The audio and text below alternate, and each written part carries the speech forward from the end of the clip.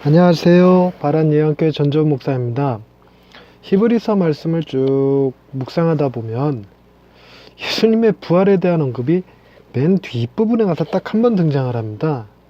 그런데 그 예수님의 부활을 표현하는 방식이 약간 독특합니다.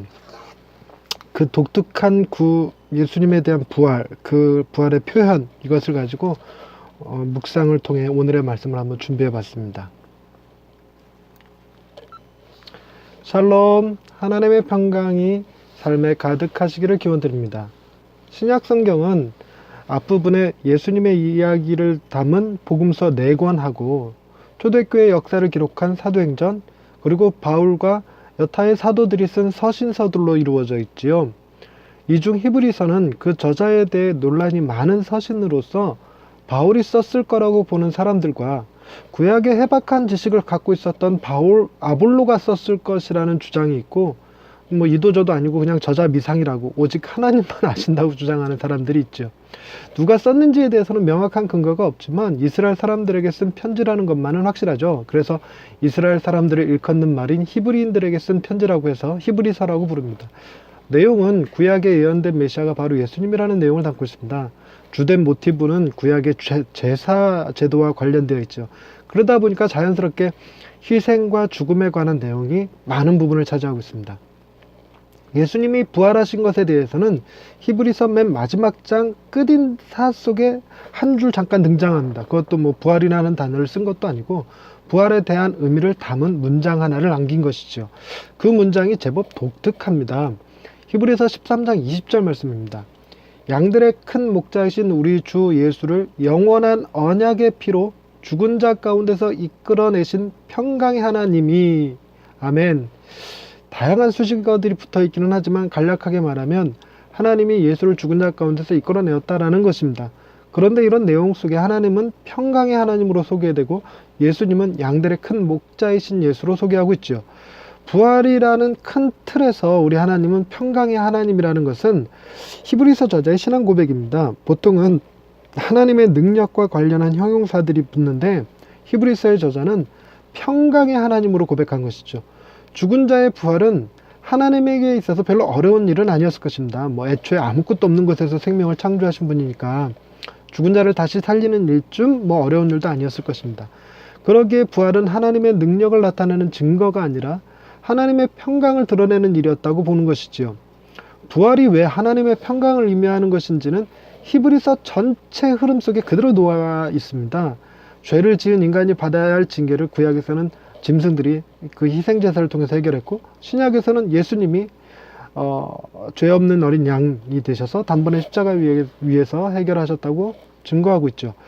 희생제사에서 흘린 짐승의 피는 죄를 씻어줄 수 없지요. 단지 오실 메시아를 예표하는 것에 불과합니다. 하지만 예수님의 피는 인간의 죄를 씻어줄 영원한 언약의 피가 된다는 것입니다. 부활에 대한 히브리서 기자의 이 긴 표현은 한 가지 해석의 난제를 만들고 말았습니다. 바로 그 영원한 언약의 피라는 단어 때문인데요. 그 단어가 좀 애매한 위치에 있기 때문입니다. 천주교에서 사용하는 공동번역에서는 영원한 언약의 피가 글의 그 서두에 등장합니다. 그래서 해석은 예수님이 양들의 큰 목자가 되신 것은 그가 영원한 언약의 피를 흘려주셨기 때문이라고 하죠. 하지만 이런 해석은 예수님이 우리의 큰 목자라는 것이 피 흘림을 통해서 얻어진 것이냐 표현되기에 맞지 않습니다. 우리가 보는 개신교 성경에서는 영원한 언약의 피가 예수의 부활을 가능케 한 도구라는 의미로도 해석이 되고, 그 부활의 목적이 큰 목자이신 예수님을 영원한 언약의 피가 되게 하기 위한 것이라는 해석도 가능합니다. 예수님의 흘리신 피로 죄사함을 얻는다는 개념에서 보면 예수님이 살아난 것은 예수님 자신의 피라고 말하는 것이 말이 안 되기에 후자의 해석으로 이해해야 할 것입니다. 즉 하나님이 예수의 희생을 영원한 언약의 피로 삼기 위해 죽은 자 가운데서 이끌어내셨다는 것입니다. 부활을 믿느냐 안 믿느냐는 바로 하나님의 언약이 성취되었느냐 아니냐의 중대 분수령이 됩니다. 부활은 하나님께서 우리에게 심판을 언도하는 것이 아니라 우리의 죄를 해결하시고 구원하시기로 한 약속의 성취라는 것입니다. 하나님은 우리의 죄를 예수님에게 담당시키셨고 그가 흘리신 피를 구약의 제사 속에서 나오던 피의 의미로 삼으셨던 것이죠. 주님의 부활은 곧 우리를 향하신 하나님의 평강입니다. 할렐루야. 우리를 구원하시는 하나님 아버지, 삶의 모든 어려운 순간마다 마음속 평강을 잃지 않게 도와주시니 감사합니다. 죽음이 우리를 큰 슬픔 속에 내던진다 하여도 그 안에서 부활을 꿈꾸며 다시 일어설 힘을 얻게 됩니다. 비록 우리의 믿음이 연약해져서 하나님의 심판을 두려워할지라도 십자가를 볼 때마다 평강을 회복하게 도와주옵소서. 주님 앞에 엎드리는 순간 온 몸과 마음을 감싸시는 하나님의 평강으로 인해 마음속 깊은 곳에서부터 우리의 찬양이 흘러나오게 하여 주옵소서. 우리의 큰 목자 되신 예수님을 영원한 언약의 피로 죽은 자 가운데서 이끌어내신 평강의 하나님을 찬양하오며 예수님의 이름으로 기도드립니다. 아멘.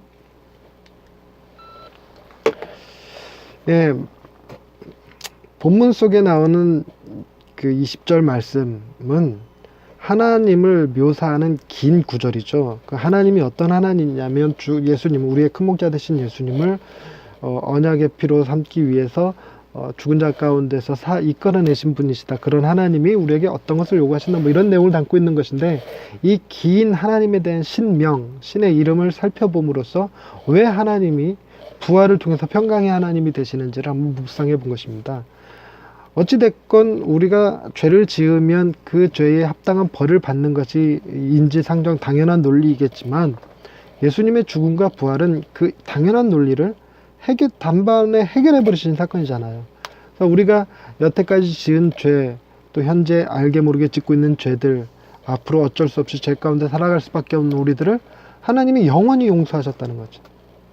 그리고 우리에게는 영원한 평강을 약속하셨다는 것입니다.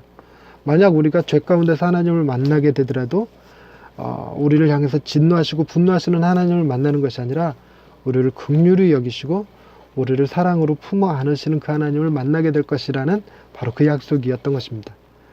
주님, 그런 하나님을 여러분 신뢰하시고 그 하나님이 주시는 평강으로 오늘 하루도 복된 삶을 사시기 바랍니다. 감사합니다.